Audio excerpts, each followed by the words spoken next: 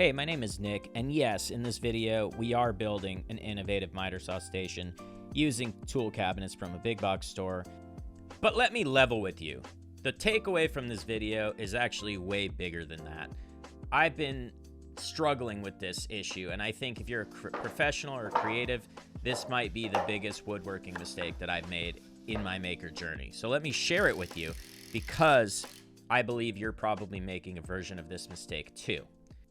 I'm not sure what's worse, the fact that this mistake has cost me well over $10,000 or the fact that it's taken me over 10 years to remedy.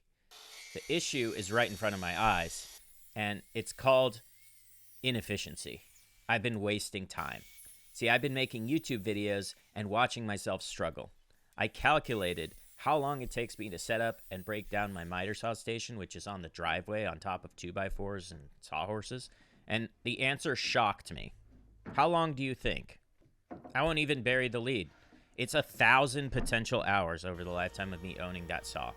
I don't want to bore you with the specific math, but basically I use it 3 to 4 times a week. If it takes me 20, 30 minutes every time to set up and break it down, I mean, that's a ton of extra time. And the worst part is I've fixed other small issues in my process, but I didn't fix the big one. So stop fixing things out of order. I'm pretty sure there's a way to describe this for business, and I think it's about your biggest bottleneck. Address that first, and almost nothing else should take priority. Well, I have good data to support that this project is worth it for me, because not only do I need a miter saw setup for my process, I need the storage. I'm also stealing the wheels off of these cabinets, so that could be used for a future project because everything needs to be mobile in my shop, except for this. So I'm putting these on a level platform that will make it dead flat, dead level, and I can use it for other purposes like assembly, etc. Let's talk about the cost of this project really quickly. This is about the time where I realized something about this saw. Can you spot what's wrong here? Because as I start to take the measurements, I realize really quickly the design of this saw is not meant to be against a wall. The straight rails coming off the back make it way too deep to fit in any normal sized miter saw station. I didn't consider this at the beginning, but now it means I had to buy a new tool, which is both a lot more money, but also it's a new tool. So I can't pretend I'm that mad. If you're worried that I'm not explaining this whole process, don't worry. I'm going to get into that in a second, but I just have one more point to make before I do that. The cost of building this out of plywood in 2025 and buying the drawer slides is far more expensive than just buying the cabinets, and that's why I'm doing it this way. So to recap, it's cheaper, faster, better, and it comes with power strips. I mean, cool. More on that in a second. This is another hack for efficiency that I've just recently picked up. I've been using ChatGPT in my shop, or you can use any AI platform. And the reason I'm doing it is to preserve the waste on my plywood, essentially helping me with a cut list and the order of operations. This helps me when I'm running and gunning on these shop projects, and honestly, it's worked great so far. I think you should try it. At this point in the project, I'm now customizing the metal cabinets. I've built a level platform to battle the garage slope. I'm now adding the width and depth that I need for a proper miter saw setup. But one more thing. Switching this tool into a crosscut means taking off my fence, means grabbing this from God knows where in the pile back there, then taking a tape measure, measuring from the edge, because I don't have a ruler built into my sled. I don't have a good stop block for that. These are all examples of those little inefficiencies that make up for a ton of time. For now, I just have to suffer through it because my miter saw is on the floor back there and the miter saw station is being built. It's like you need a miter saw to build a miter saw station efficiently. Who knew? Don't worry, I am still building something out of wood. I'm customizing this whole setup to suit my needs. I need to make it wider and deeper. And the great news is there's threaded inserts in this cabinet. So I'm just going to bolt my cabinets right to the sides, extend the width by 8 inches on either side with some custom purpose-built cabinetry. You see, I do need 8 inches of depth, which I'm adding here, and I'm making sure it's really flat and level. And on the end, on the right side, I'm going to store my batteries and my chargers. And that I can switch because there is a surge protector built into the cabinet, which is great. That would be a conventional cabinet. On the other side, I don't have access to get around to the side of it, so I built a pull-out drawer, which will serve another purpose, but more on that in a second. So now you can see that I'm extending the top, and you might be thinking, well, that looks horrible. And you'd be right, but it is flat, and I'll fix that in a future step. The way to mount your cabinets, and honestly, this is a trick for everyone, shade in your bolt holes with blue tape over them, and then use the tape as a template for drilling. It's so much easier than measuring, trust me. The other side requires that I access it from the front, which is why I'm building what Lincoln Street Woodworks would call a drawerbinet, I guess. I can't go that far. It's more of a spice rack cabinet for me, and you just mount the drawer slides on the face of the plywood. That will allow me to pull out a tray sort of thing, and maybe I'll store my air tools there. I haven't even really decided yet. But one thing's for sure. This tape trick, where you trace the holes, this is the best trick ever. This works for those pesky screw holes that are on the backs of certain things. You don't have to measure or anything. Just color in the holes with the one piece of tape and then stick it on whatever you're mounting it to. It works great. But anyway, back to this spice rack cabinet. I basically mounted the drawer slides sideways, as you can see.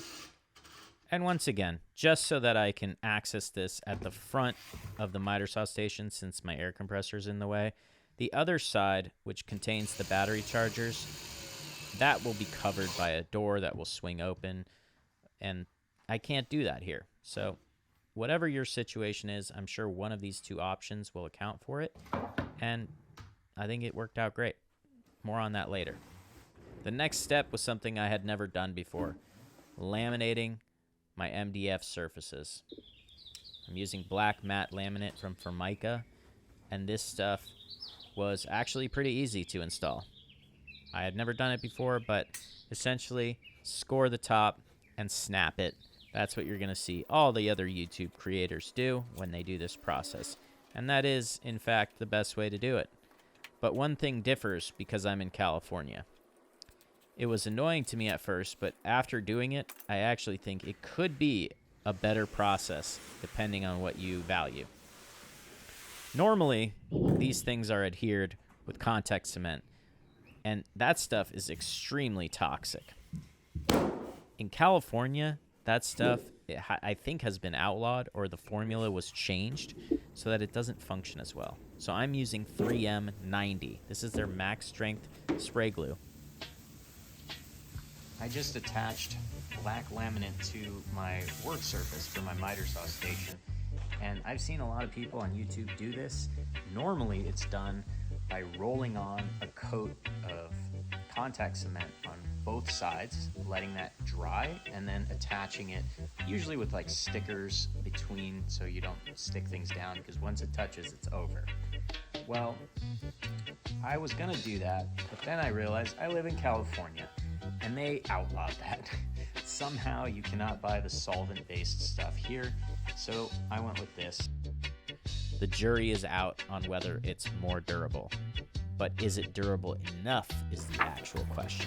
See, we fall into these traps as woodworkers. We want the end-all be-all, but maybe this is good enough. And I will report back and be very, very forthright with what I find if it doesn't work, because I'm going to be pissed off, and I'm not sponsored. So there's me putting the J-roller down. It worked great, honestly. It was very fast. Then I just took it to the router table to trim the excess off. You don't want to cut this exactly at the size that you're doing it, because you need some room to wiggle around. And once you touch it down, it's pretty permanent, just like the contact cement. Onward to breaking down my MDF with the track saw.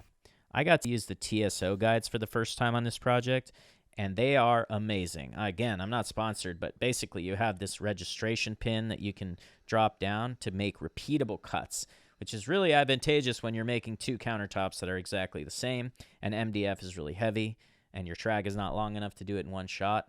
I mean, I was able to cut here most of the way through, and then I think I intentionally moved the track out of the way of the cut so that I could show when you register it back on with the TSO guides, that there is almost no way to tell on the finished cut edge. It's that perfect. So, highly recommend these. They're not cheap, but if you use a track saw and you use a lot of plywood, they are invaluable in my opinion. Boom. Now let's see. Yeah. There's a little burn mark, but yeah, it was smooth. Trust me. The glue that you roll on is not legal in California. What's in it that's making it illegal? Oh, it's like the solvents, I think, which is what makes it work well. They have a water-based one that's not as good. So this is the alternative for anyone in California. It's the highest strength spray glue, basically. But I did it yesterday, and it works. It's like way faster. But I don't know if it sticks as well. Bless my wife's heart for actually listening to my TED Talk on spray glue and laminate adhesive. I called her to get some help because this was a little too big to do by myself. Yeah. Okay, so set down the middle. Okay, good. Yeah. Leave it up.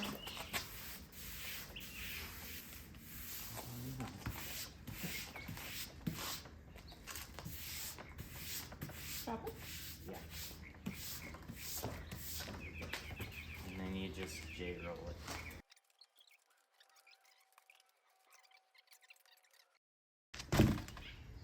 That's how smooth it is. The MDF is super flat. A bit of an overhang, as you can see. That I will trim and then route it flush. I took these over to the router table because I couldn't get my other router bit off. It's a weird story that you don't care about. But then I got it done and set these in place. Even on a windy day. I'm trying to give you as many tips as I know. And one of the great ones as a former painter is to use magnets and painter's plastic. It's much better than tape, especially on a windy day, and it'll prevent overspray getting on your vehicles. Now, you can thank me later, or you can thank me right now with a follow, because transparently, all I'm trying to do here is work with some brands so maybe they give me some free tools, and I can continue making these videos. Anyway, that's the extent of my pitch. That's the drawer done. The other side was a little bit more complicated because without planning, I didn't consider installing this while it was already bolted to the cabinet would be a little bit harder. But luckily, I'm resourceful. The blue tape method strikes again. I did color the edge of this laminate with a Sharpie just so you wouldn't see it when it was fully installed, and it's more of the same. Not coming off on my finger, but it's still tacky. That's when you want to go for it. So my hinge hopefully is putting me in the right spot. I really should have trimmed this and applied this laminate when the box was not attached. But, you know, we got through it except for a minor error. The only thing, the bit dropped into the screw hole, so it gave me a little notch. But luckily, where that's gonna end up is behind the trim. Light pass with the razor blade and score it, and then come back and do a few more passes to make it deep. If you try and go hard, you might veer off of the ruler and it will result in a bad cut. So that's my advice. This is actually a little confusing. I don't think you should score if your laminate is already glued down. If you have a decently sharp blade on your track saw or a decent router bit, just go for it. I think you'll get a better finish. But when it's an overhang, definitely score it and be careful on the first pass because it is slippery material. With that out of the way, I got to cover up those edges. I'm using hard maple, so I ripped some of that down. And then I ripped down some dominoes because I get to use my domino joiner for the first time in a couple years now that I actually have the space to use it. You don't need this by any means, but I think I have it, so I might as well use it. I had to change out the bit because I didn't have the right size. And yeah, it's actually, I've never had to do this, but it's pretty easy. Just flip that thing out of there and unscrew it, snap it back into place. I was getting down in the shop. plunge cutting all of these loose tenons, I cut down some hard maple to use as the edging. And that is important because it will conceal the edge of the laminate and give me a ton of durability on the outside of the miter saw station. If I bump it with something, it will not likely dent. And it looks good.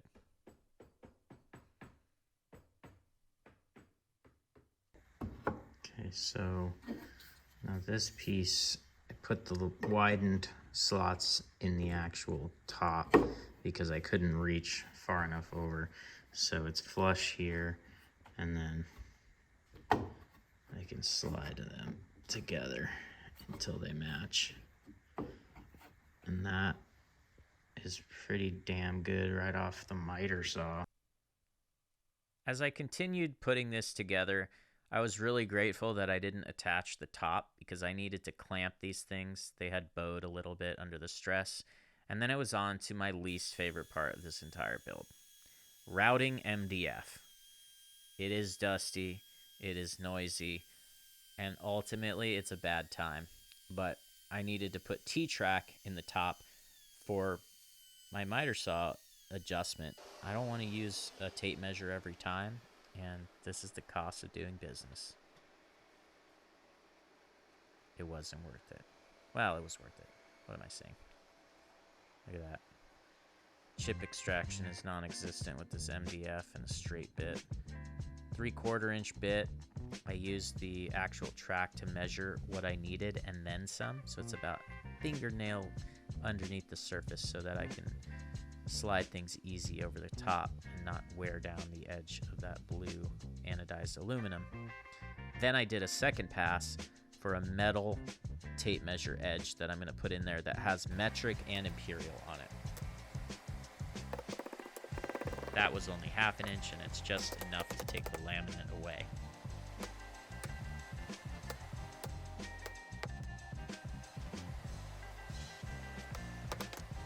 I know that you can cut this aluminum with standard woodworking tools, but since I do metalworking also, I decided to take it over to my Portaband and just cut it to size. And I used the factory edge against the other factory edge so that there would be no seam.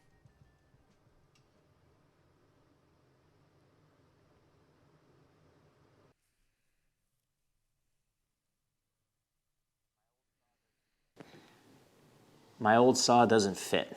I fully realize that not everybody needs a miter saw station. Especially if I think it's important to close the loop on what I was saying earlier. Basically, efficiency is something that you should be concerned with. You should worry about how much time you're spending, especially if you feel like you're not being as productive as you could be.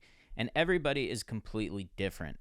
While, yes, it's arguable that a miter saw is not needed, of course, certain people prefer them. So, whatever it is for you, I encourage you strongly to take a measurement of how you are being inefficient in your shop, be realistic with yourself, and focus on fixing those problems. Which saw should I get? I would love to buy a Festool Capex, but without further ado, here's my new saw. If I can even get it up on the table, because it's huge. I went with the Makita again, as you can see. I think this is the saw you should get if you're the kind of person that's in the buy once, cry once mentality, but you don't want to cry quite as much as a Festool Capex would make you. So my makeshift stop lock right at 45.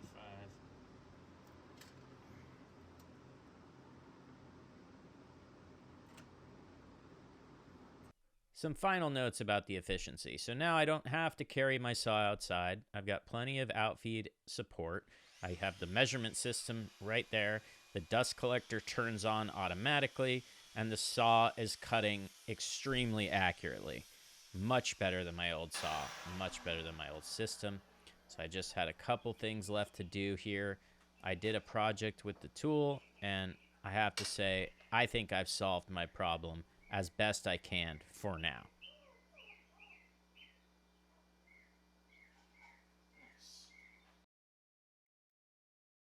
If you've made it this far, thank you so much for watching, but I do have to level with you.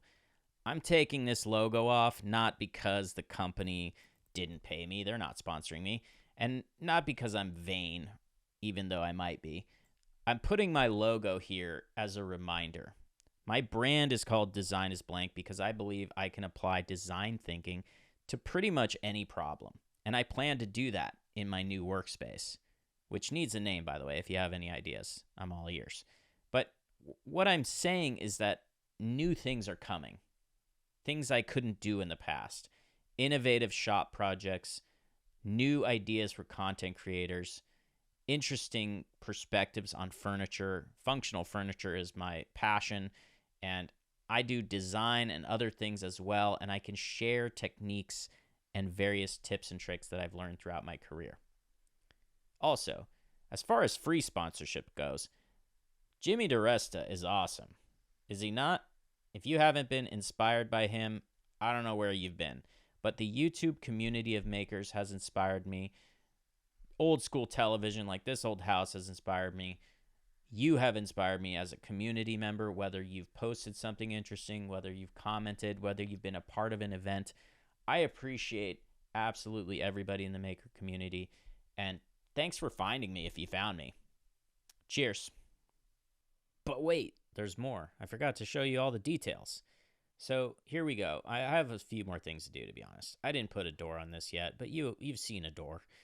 All of my drill charging station is going to appear in this cabinet. I'm going to mount these clips on the door that I ultimately build. The best part about this is that I have space to hard pipe it for dust collection.